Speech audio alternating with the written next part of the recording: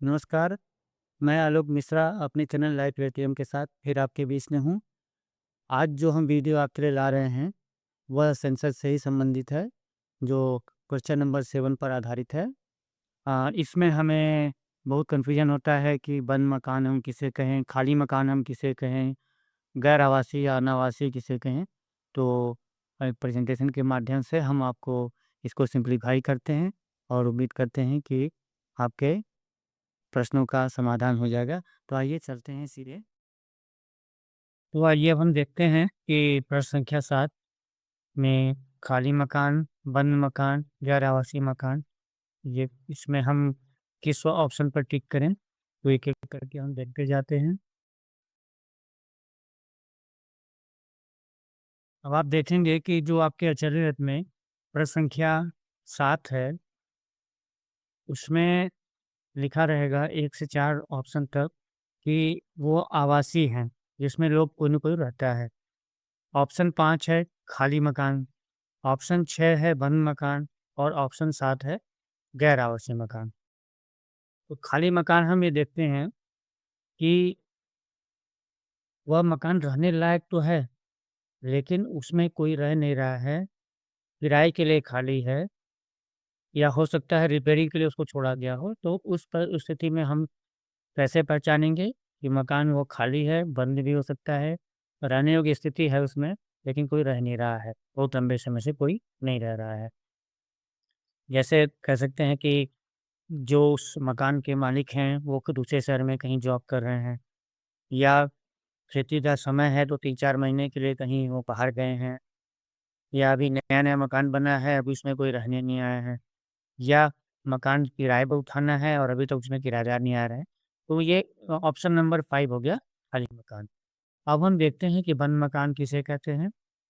तो बंद मकान ये है कि इसमें आपको ताला लगा मिला हो सकता है और हो सकता है कि आपके पड़ोसी जो उनके पड़ोसी हैं मकान मालिक के, वो शायद जानकारी दे भी सकते हैं और नहीं भी दे सकते हैं। तो और परिवार की स्थिति भी ज्ञात नहीं हो सकती है। तो उस स्थिति में हम बंद मकान मान सकते हैं। हो सकता है कि वह मकान जो है दिन के समय बंद रहता हो, सुबह और शाम उसमें लोग रहते हों, दिन में अपने काम पे चले जाते हों। कभी-कभी ऐसा भी हो सकता है कि आपको पड़ोसी से नंबर मिल जाए, लेकिन आपसे उनका संपर्क नहीं हो पाए। तो बंद मकान जो है वो बहुत दिनों तक या बहुत लंबे समय तक वो खाली नहीं रहेगा या बंद नहीं रहेगा। कुछ समय हो सकता है 1 दिन के लिए बंद हो सकता है 1 हफ्ते के लिए बंद हो। तो खाली मकान और बंद मकान में यह मुख्य अंतर है। तो आप देख रहे होंगे कि खाली मकान और बंद मकान में कि खाली मकान हमें पता है कि मकान की स्थिति कैसी है, लेकिन बंद मकान में स्थिति हमें नहीं पता चल पाती है। खाली मकान में हम कन्फर्म हैं कि कोई नहीं रहता है, लेकिन बंद मकान में ताला लगा है, आपको कोई मिलेगा नहीं वहाँ पर, तो आप श्योर नहीं हो सकते कि कोई रहता है या नहीं रहता है। खाली मकान में ताला लगा भी हो सकता है, नहीं भी लगा हो सकता है, लेकिन बंद मकान में कोई परिवार रहता है, नहीं रहता है या कितने लोग रहते हैं, ये आपको पता नहीं चल पाएगा। खाली मकान की जानकारी आपको पड़ोस से मिल सकती है, हो सकता है बंद मकान में आपको ये जानकारी ना मिल पाए। खाली मकान हो सकता है रहने योग्य अवस्था में हो, लेकिन बंद मकान को जो प्रबंधक है वो कुछ भी बताने की स्थिति में हो सकता ना हो, क्योंकि उनको कुछ भी नहीं दिख रहा है। अब हम बात करते हैं कि जो ऑप्शन नंबर 7 है गैर आवासीय उपयोग। तो रहने के अतिरिक्त यदि किसी अन्य पर्पज़ से उस मकान का प्रयोग किया जा रहा है, तो उसको हम कहेंगे गैर आवासीय। जैसे उसमें कोई व्यावसायिक कमर्शियल कोई एक्टिविटी हो सकती है, कोई धार्मिक गतिविधि हो सकती है, कोई शैक्षिक गतिविधि हो सकती है। हो सकता है कि सरकारी प्रयोजन से हो, कोई इसमें कमर्शियल इंडस्ट्रियल कोई काम हो रहा हो। तो पहचानेंगे कैसे कि उसमें कोई परिवार नहीं रहता है, उसमें कोई आवासीय कोई आपको उस तरह के एक्टिविटी नहीं दिखाई पड़ेगी और आपको बाहर से ही पता चल जाएगा कि इसमें निश्चित रूप से कोई न कोई ऐसा कार्य हो रहा है कि जो आवासीय नहीं है, जैसा कि अभी आपको बताया गया। तो क्या-क्या हो सकता है इसमें?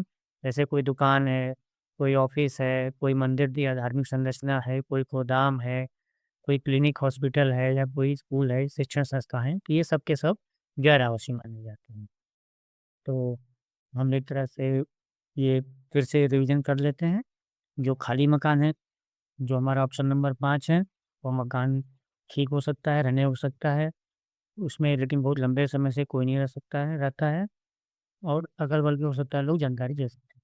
लेकिन जो बंद मकान है, उसमें ताला लगा मिलेगा, ये कोई नहीं बता सकता कि कितने दिनों से ताला लगा है।